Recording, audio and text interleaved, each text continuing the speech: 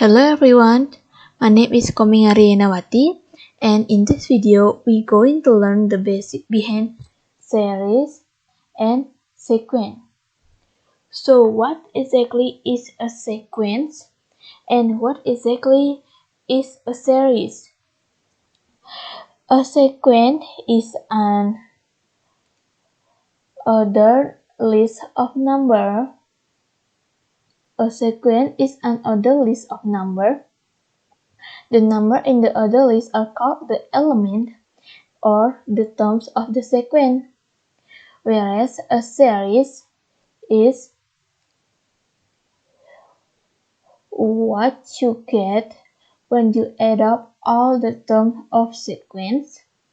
The addition and also the resulting value are called the sum or the summation.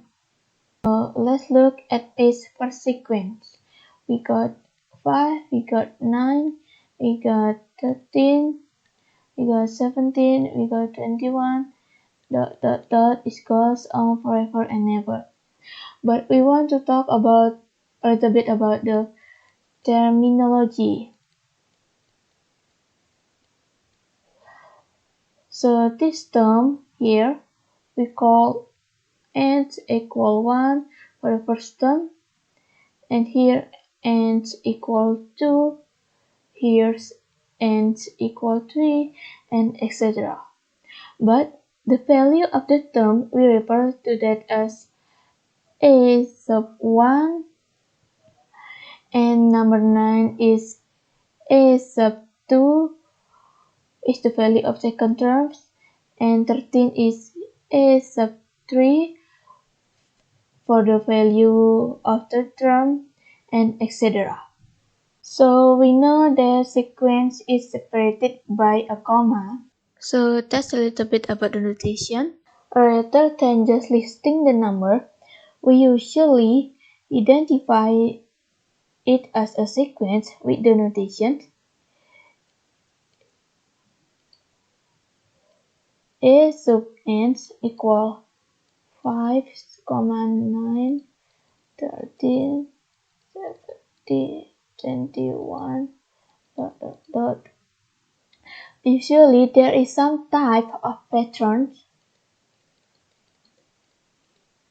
to a sequence. In the sequence above, we are adding 4 to each term to get the next term.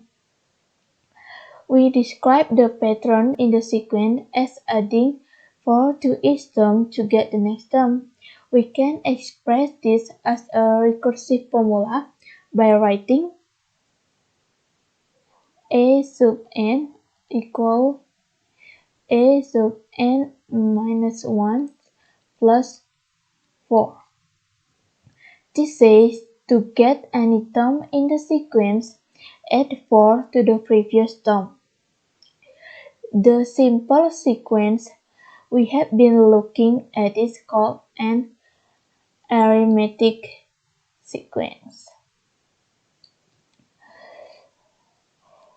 Anytime you are adding the same number to each term to complete the sequence, it's called an arithmetic sequence.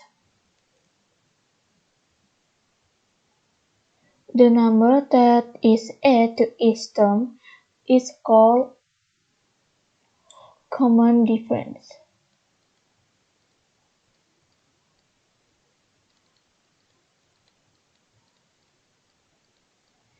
And denoted by the letter D. So in our example, we will say that D equals to 4. The common difference can be subtracting two consecutive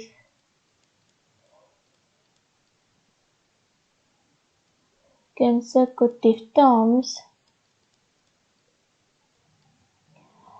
You can subtract any two terms as long as they are consecutive. So we could find D by taking 9 subtract 5 equals to 4, or 13 subtract 9 equals to 4. Notice that we will always use the terms that appears later in the sequence first, and then subtract the terms that is right in front of it. If we look at a sequence like b sub n equal to 1, 3, 9, 27, 81, and 243, this will not fit our definition of an arithmetic sequence. We are not adding the same number to each term. However, notice that we are multiplying each number by the same number 3 each time. When you multiply every term by the same number to get the next term in the sequence, you have a geometry sequence. Geometry sequence can also be written in recursive form. In this case, we will write b sub n equals to 3 times b sub n minus 1. This says to find any terms in the sequence, multiply the previous term by 3. Just as arithmetic sequences have a common difference, geometric sequences have a common ratio.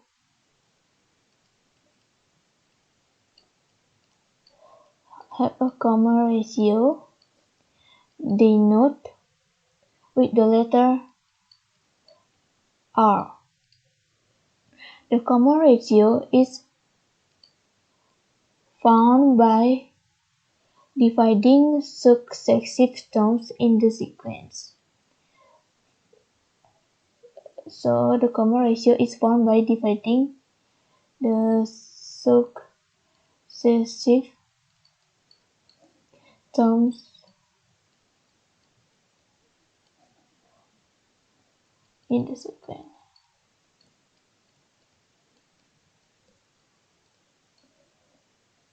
So in our geometric sequence example, we could use 9 divided by 3 equals to 3, or 27 divided by 9 equals to 3. As with finding a common difference, when we find a common ratio, we must use the terms that appears later in the sequence as our numerator and the number right before it as our denominator. There are other types of sequence that do not fit into the arithmetic or geometric category, but are still considered sequence because there is a pattern to determining the next term.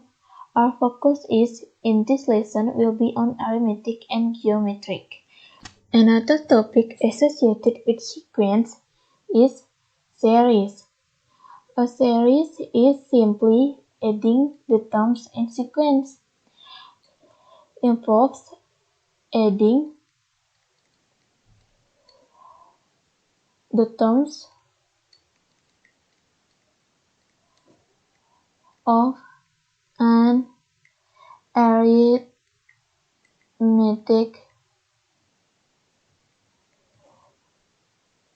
sequence. And geometric series adding the terms of a geometric sequence.